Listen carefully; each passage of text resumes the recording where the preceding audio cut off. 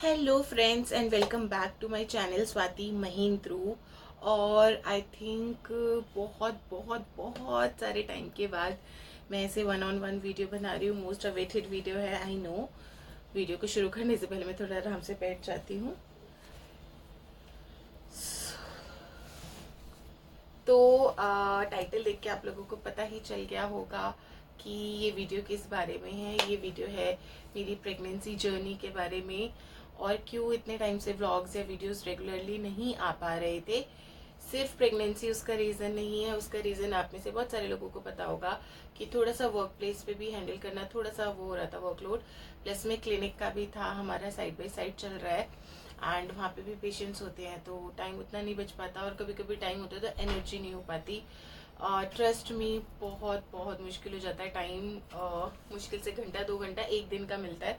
खाना वाना खाने के बाद तो वो भी नहीं मिलता। मतलब मैं बता रही हूँ आपको, 1-2 घंटा जो मैं आके डिनर करती हूँ वो वाला टाइम, फ्री टाइम बता रही हूँ आपको। तो ये वाला था। तो मुझे तो समझ ही नहीं आ रहा कि मैं क्या क्या मतलब आप लोगों को बताऊं। अभी I am running in my 29th week, and Rishikesh वाले ब्लॉग्स ऑलरेडी आ गए हैं। पहले मैंने सोचा था कि टाइम टू टाइम मैं मतलब जब जब वो व्लॉग्स हमने शूट किए तभी मैं डालती रहूँगी, बट मैं ऑफ कोर्स अभी डिस्क्लोज नहीं करूँगी क्योंकि खुद ही मन नहीं था। आप खुद ही एक डिलेमा में होते हो कि अभी न्यूज़ शेयर करनी है या नहीं करनी है।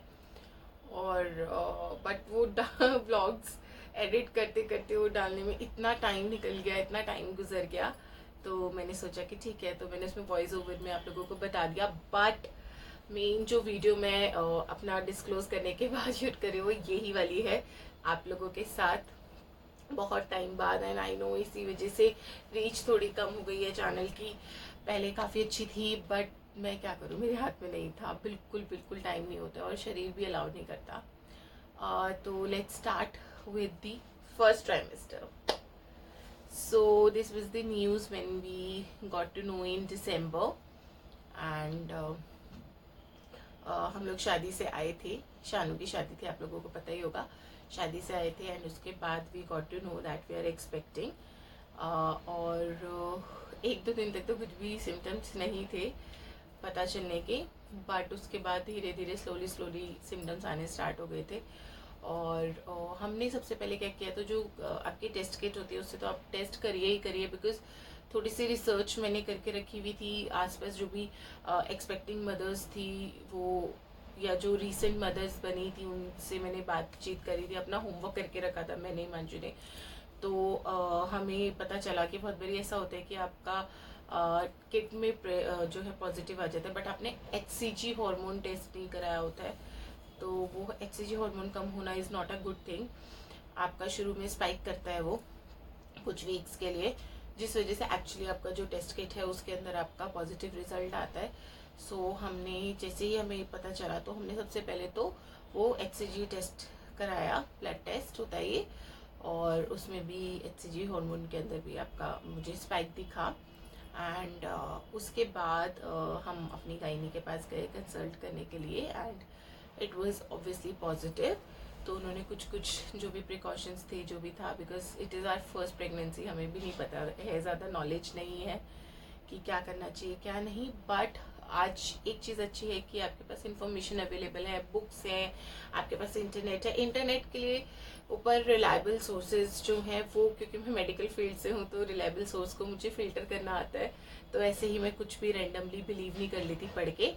और फिर उसके बाद आई रिमेम्बर मुझे एक शादी में जाना था, मेरी फ्रेंड है जो, उसके भाई की शादी में जाना था, यहाँ से दिल्ली में ही थी, तो उसने तो पहले से बुलाया हुआ था तो जाना ही जाना था।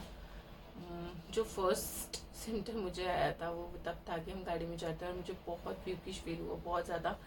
एंड तब तक मैंने कोई प्रिपरेशन नहीं करी थी, I don't have any tablet anything, और मुझे डर लग गया कि अगर गाड़ी में हो गया तो ये वो। But anyway somehow we reach the venue, ठीक ठाक से शादी हमने अटेंड करी। आई गॉट वेरी टायर्ड थोड़ी सी देर में ही, तो मुझे फिर अगले दिन छुट्टी लेनी पड़ गई, और मुझे वहीं से डायरेक्ट मैं अपनी मम्मी के घर चली गई सरायरोला, क्योंकि वहाँ पे शादी थी पास में, तो यहाँ तक वापसी आना तो मुझे बहुत टफ लग रहा था, और उस दिन बहुत साया था शादी का और बहुत ट्रैफिक था। फिर उसके बाद आई रिमेम्बर कि जब हम वहाँ से भी सरायडला से वापस आए थे तो दीपा दी, मैं, हिमांशु, हम तीनों वापस आ रहे थे यहाँ पे घर पे। तो जो हमने कुछ कुछ स्नैक्स मंगा लिए खाने के लिए, क्योंकि अब हम तीनों साथ में ही आ रहे थे तो ये था कि अभी स्नैक्स मंगा लेते, बाद में कुक कर लेंगे। तब तब मुझे मेरी first vomiting, and I am sorry जिसको थोड़ा सा यक लगे सुन के, बट इट इज़ शुरू में तो मतलब मैंने बहुत कंट्रोल करने की कोशिश करी। Slowly slowly in the process you try to understand कि क्या करना है क्या नहीं। एंड फिर उसके बाद तो मुझे जो नौजिया, मॉर्निंग सिकनेस क्या होती है, मुझे मॉर्निंग, डे, इवनिंग, नाइट सब सिकनेस और कभी भी हो जाता था। तो ऐसा था। First trimester was very tough for me. And I remember फिर उसके बाद मेरा विंटर ब्रेक आया तो फिर मैं मम्मी के चली गई थी। And I could not eat any thing. मैं मम्मी से कुछ बोलती थी, मम्मी मेरी फेवरेट दाल मखनी बना दो, और मैं वो टेस्ट भी नहीं कर पाती थी। मुझे उसी बीच में आप लोगों ने देखा होगा प्रिया का रोका वाला व्लॉग, वो व्लॉग भी मतलब वो मेरा जो इनिशियल पीरियड था वो वाला था। एंड वो रोके के अंदर भी मैं हर थोड़ी थोड़ी देर में, बिकॉज मैं इतना थक जा रही थी, इतना ज़्यादा थक जा रही थी कि हमारा घर में ही पूरा सेटअप था। देखो मेरी कंडीशन का भी ध्यान रखा था, सुरभि भी नहीं थी, तो वो सब सोच के हमने घर में ही रोका रखा था। और बहुत अच्छा वेन्यू था, आपने व्लॉग देखा ही होगा वाला। तो मैं बीच बीच में आ रही थी और आके रेस्ट कर रही थी, और फिर ऊपर जा रही थी, फिर वॉमिटिंग आ रही थी, नीचे आ रही थी, फिर कुछ खा रही थी, बिकॉज बहुत इनिशियल वाला पीरियड था। तो मेरी तरफ से तो यही कोशिश थी कि ज़्यादा किसी को मैं अपने आप से ऑब्वियस ना करूँ, ना पता चले। घर में तो तब तक सबको पता ही था, everyone was very happy, obviously सब लोग बहुत खुश थे। वो विंटर ब्रेक मेरा अभी तक का मतलब I don't know, may be अच्छी बात है कि वो मुझे रेस्ट मिल गया उस टाइम पे। और एक और उसका अलग सिम्टम था मेरा कि इतनी नींद मुझे आ रही थी ना। आई रिमेम्बर कि मैं यूनिवर्सिटी जाने के लिए बस में बैठती थी और बस चलती भी नहीं थी, मैं आँख बंद करके सो जाती थी लिटरली। एंड आई रिमेम्बर मेरी जो कलीग्स बस में सेम बस में जाती हूँ वो ऐसे बोलते थे कि मैम अपनी कज़न की शादी के बाद इतना थकावट इनकी निकल ही नहीं रही है। और मुझे भी सच में लगा कि विंटर्स हैं या फिर थक रही हूँ शादी के बाद इसलिए इतनी नींद आ रही है, but actually it was not that, it was this. तो बहुत नींद आ रही थी, बहुत वॉमिटिंग थी। और एक सिम्टम जिससे मैं बहुत डर गई थी, मुझे पता ही नहीं था कि क्या करना है क्या नहीं करना, क्रैम्प्स। तो जो आपका फर्स्ट ट्राइमेस्टर है उसमें बहुत बारी आपको बहुत क्रैम्प्स आते हैं, तो उसमें आप डर जाते हो कि कहीं सब मतलब गड़बड़ तो नहीं है, सब ठीक तो है ना। और इस बीच में फर्स्ट अल्ट्रासाउंड हमने पहले ही करा लिया था जब तक सिर्फ सैक बना था। फिर उसके बाद आपका 6 वीक्स के बाद एक स्कैन होता है जो कि हार्ट बीट स्कैन होता है, which is very important. So I was like कि ये स्कैन ठीक हो जाए, तो वो हमने करा लिया था। That was also obviously touchwood normal, आप सबकी प्यार की वजह से। एंड फिर उसके बीच जनवरी आया एंड मुझे लगा कि हिमांशु प्लीज़ मुझे कहीं ले चलो, पूरा सेफ्टी के साथ चलेंगे, सब है, बट बहुत मुझे अच्छा नहीं लग रहा है, अच्छी फील नहीं आ रही है। Even though I try to be active as much as possible, देखिए सबके लिए अभी ये पॉसिबल नहीं है। मेरी वीडियो से, मेरी बातों से आप ये मत चाहिएगा कि मुझे भी एक्टिव रहना है। आप अपने डॉक्टर से कंसल्ट करिएगा, अपनी बॉडी पे ध्यान दीजिएगा। मेरा क्या है ना कि मैं हमेशा से एक्टिव रही हूँ। आई रिमेंबर बचपन में भी कभी वेकेशंस होते थे और घर पे होती थी ना, मैं बोर हो जाती थी बहुत ज़्यादा। और मेरे साथ ऐसा हो रहा था कि जब मैं संडे आ रहा था तो मैं ज़्यादा वॉमिटिंग कर रही हूँ। यूनिवर्सिटी कॉलेज में भी वॉमिटिंग हो रही थी, चुपके छुपाते आप वॉमिटिंग करने जाते हो, किसी को पता ना चले, बट कंपैरेटिवली कम हो रही थी क्योंकि आपको वॉकिंग बहुत ज़्यादा होती है। मैं ना अपने कलीग्स के साथ, स्पेशली प्रशंसा के साथ, Prashansa if you are watching this video, thank you so much, आपने जितना मुझे सपोर्ट किया ना इस जर्नी के अंदर। एंड देन रितिका, मतलब मैंने इतना वॉक किया है ना उस पीरियड में, फर्स्ट ट्राइमेस्टर के अंदर। हम हर 2 घंटे के अंदर वॉक करते थे। जैसे मेरा थोड़ा सा काम खत्म हुआ मैं एक वॉक करने चली जाती थी।